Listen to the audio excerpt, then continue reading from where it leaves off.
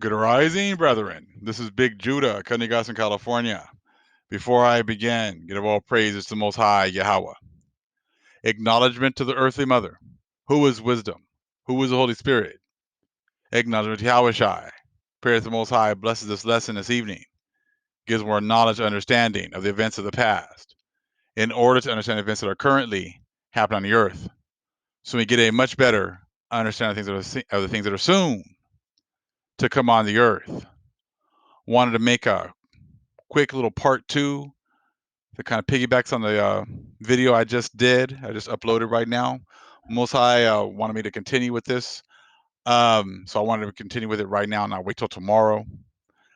And it just what we're getting as far as understanding is concerned proves then that when the Columbus and the Europeans came over here, that they found the Old Testament over here. They found our old records over here and try to transfer them to being originals to their lands. And they've been quite successful in pushing that, but they knew that eventually it was going to come to the point where when the Most High starts to when he starts to actually fulfill prophecy, that he's going to show that everything originated over here.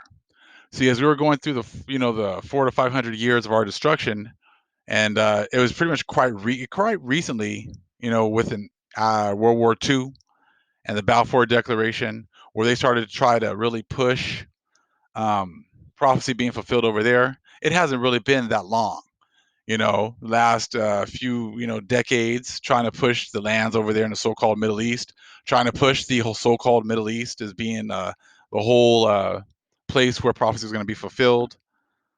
Putting a people in there, not being able to question anything. All these churches that have been set up pretty much recently, they're actually canonizing the Bible during the Council of Trent. All these things have been, pretty much achieved recently. King James actually going over on a 1603 to the Americas, and a 1604 actually starting to translate the scriptures. I mean, everything they came over here and got everything, and now they were able to transfer everything back over there to make it seem as if it originated over there. But when you get to the end and you get to prophecy, see, they can try to fake it as much as they wanted to. They try to make it seem as if all of the events that were happening over there were actually biblical prophecy. But see, that's where it was going to be a fork in the road. Was when the Most High, he allowed them to take all their stuff over there, allowed them to sit there and fake the funk the whole time, allowed them to sit there and make it seem as if things were going to happen over there.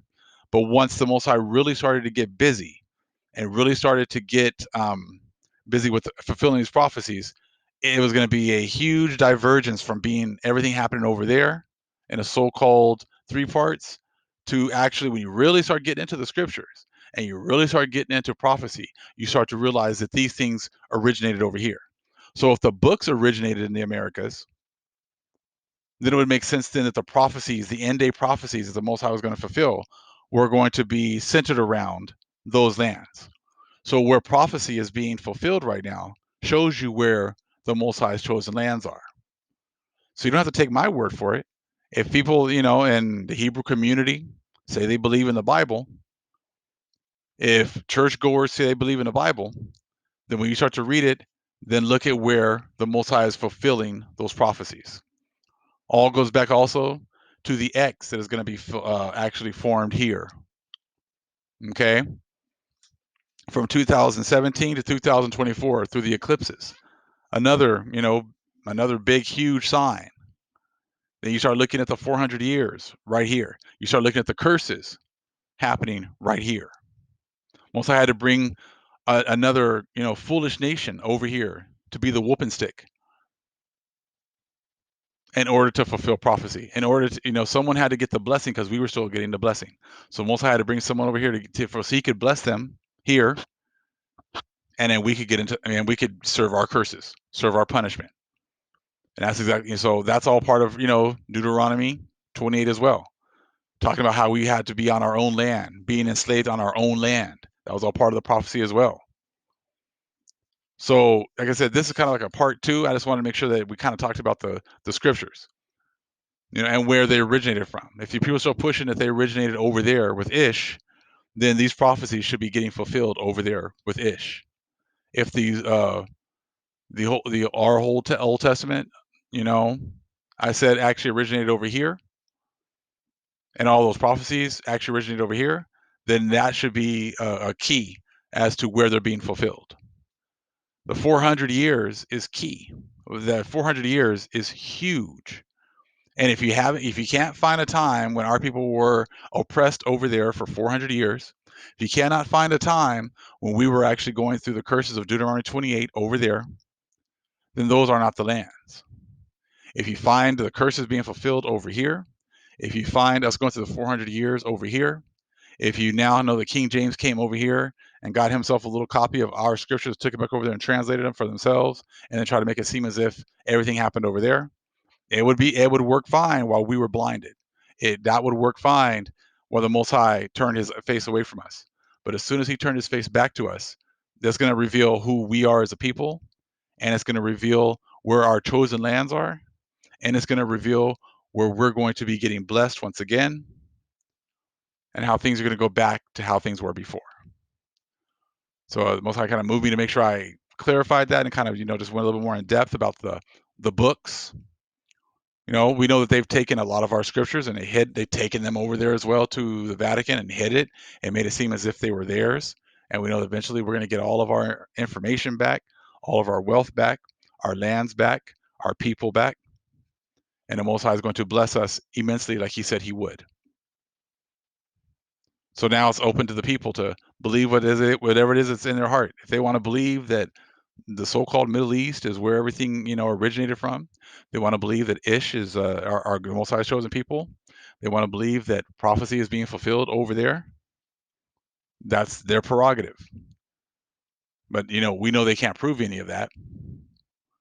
But as you look now, and if people now have our Most High's opening their eyes to see the truth, it's time to chase the Most High because time is very, very short. It's time to get on your knees and ask the Most High to open your eyes and to bless you and to and to forgive you, and to get on the right track, to follow the Most High, following His people, all right, blessing His people just like the Most High said that you're supposed to. Because with you blessing the correct people comes a blessing for yourself. You cursing the Most High's chosen people brings a curse to yourself. So now you have the opportunity to see the truth. You have an opportunity to go back and research the truth.